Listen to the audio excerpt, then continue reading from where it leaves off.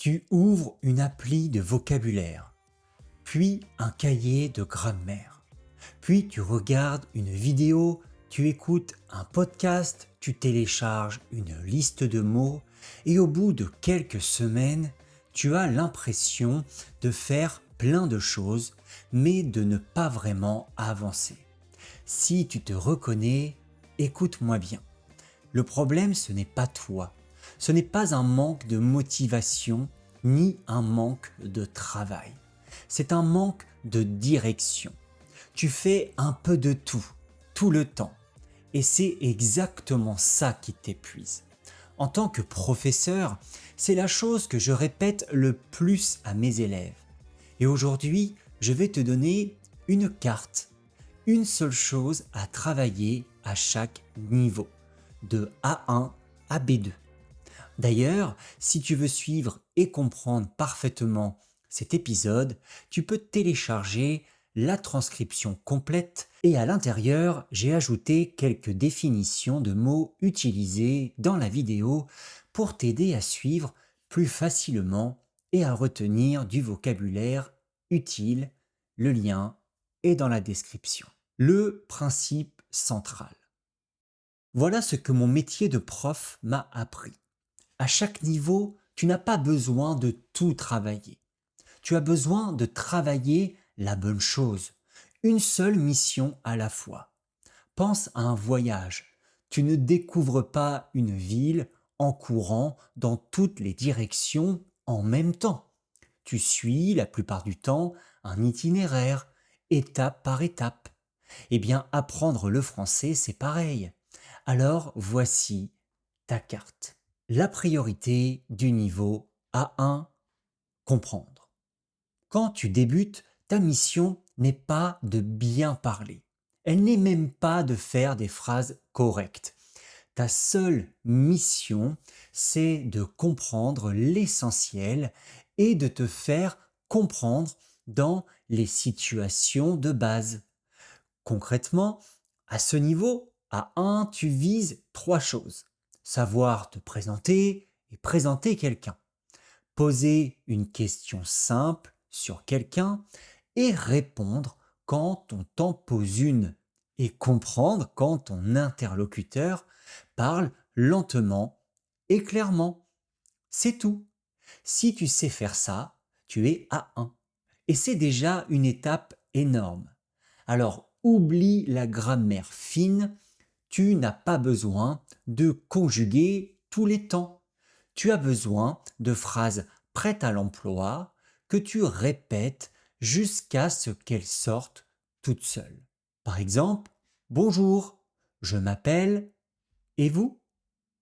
Je voudrais un café, s'il vous plaît. Où est la gare, s'il vous plaît? Comment on dit en français? Je ne comprends pas. Vous pouvez répéter, s'il vous plaît? Tu vois, ce ne sont pas des règles de grammaire, ce sont des outils. Avec une poignée de phrases comme celle-là, tu peux déjà commander au restaurant, te présenter à quelqu'un, demander ton chemin. Tu peux vivre une vraie situation en français. L'erreur que je vois tout le temps chez les apprenants de niveau A1, c'est de vouloir tout comprendre, mot à mot, et d'ouvrir le dictionnaire toutes les 10 secondes. Mais à ce niveau, on ne te demande pas de tout saisir. On te demande de comprendre l'essentiel quand on te parle lentement. Donc comprendre 70% et continuer. Et c'est déjà une victoire. Habitue ton oreille, répète à voix haute et avance. Ah oui, important, je te rappelle que la formation Parler français sans bloquer ouvre le 12 juin à 9 heures, heure de Paris. C'est une formation sur 4 semaines pour t'aider à parler plus facilement, plus naturellement, sans rester bloqué. À l'intérieur, tu trouveras des vidéos, des audios téléchargeables, des défis audio, 28 jours d'entraînement guidé, un groupe et une communauté pour pratiquer. Et surtout, une masterclass en live avec moi et un cours collectif offert pour les 50 premiers inscrits. Mais si tu es sur la liste d'attente, tu vas recevoir 4 avantages supplémentaires. La leçon gratuite, 15 phrases pour débloquer tes conversations. Une invitation à la masterclass live exclusive que je donne le mercredi 10 juin à 19h en direct. Tu pourras me poser tes vraies questions sur le blocage à l'oral. 30 € de réduction sur la formation. Du coup, 89 € au lieu de 119 €.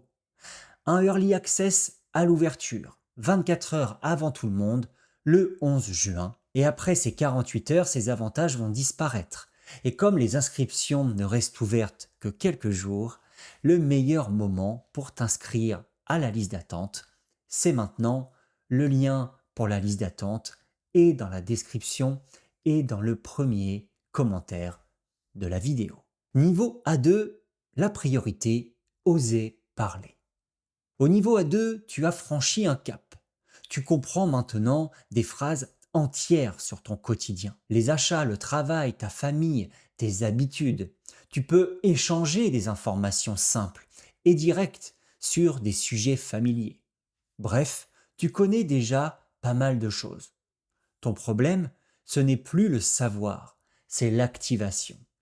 Les mots sont dans ta tête, mais ils ne sortent pas assez vite. Ta seule mission ici, parler plus. Pas parler mieux, parler plus. Et pour ça, le secret, c'est de t'appuyer sur des blocs de phrases tout près, au lieu de chercher tes mots à chaque fois. Par exemple, en fait, je pense que... Ce que je veux dire, c'est... Du coup, je ne suis pas sûr, mais... Pour moi, c'est... À ce niveau, tu peux t'écrire ta journée, parler de ton travail, expliquer ce que tu aimes ou ce que tu n'aimes pas, raconter ce que tu as fait le week-end. Ce sont des situations parfaites pour t'entraîner, parce qu'elles touchent à ta vie, à toi. Tu as déjà les mots, il faut juste les faire sortir. Ces phrases ne sont pas compliquées, mais elles te font gagner du temps. Elles te permettent de garder la parole et de respirer pendant que tu réfléchis. L'erreur classique à ce niveau, c'est de faire encore plus de grammaire et pas assez d'oral. Tu accumules des règles, mais tu ne parles jamais, alors que chaque phrase que tu vas dire sans la traduire dans ta tête est un pas vers la fluidité. Accepte de parler imparfaitement. À ce stade, une phrase maladroite, mais dite à voix haute, vaut 1000 règles que tu n'utilises pas. Niveau B1, priorité, enchaîner. Quand tu arrives au niveau B1, tu deviens vraiment autonome. Tu comprends l'essentiel d'une conversation normale sur des sujets familiers, le travail, l'école, les loisirs. Tu peux te débrouiller seul en voyage dans un pays francophone. Et surtout, tu commences à raconter un événement, une expérience, un projet. Ton français fonctionne, on te comprend. Mais il y a un mot-clé à ce niveau, et c'est le mot cohérent. À B1, on attend de toi un discours simple mais cohérent. Et c'est exactement là que beaucoup d'apprenants coincent. Ils ont les idées, ils ont les mots, mais les phrases ne s'enchaînent pas. Ça sonne haché, un peu scolaire, et tu t'arrêtes souvent au milieu d'une idée. Ta seule mission ici, c'est relier tes idées pour parler de façon plus fluide. Et l'outil numéro 1 pour ça, ce sont les connecteurs et les phrases qui te permettent de continuer quand tu bloques. Par exemple, ce que j'essaye d'expliquer, c'est d'un côté, mais d'un autre côté. C'est-à-dire que, en vrai, attends, je reformule. À ce niveau, on peut déjà raconter ou expliquer un souvenir. Pourquoi tu apprends le français, donner ton avis sur un film, décrire un projet pour les vacances. L'enjeu, ce n'est plus d'avoir les mots, c'est de les connecter pour que ton histoire tienne debout du début à la fin. Au lieu de t'arrêter net, quand tu cherches un mot, tu utilises une de ces phrases et tu continues. C'est ça qui donne l'impression que tu penses vraiment en français.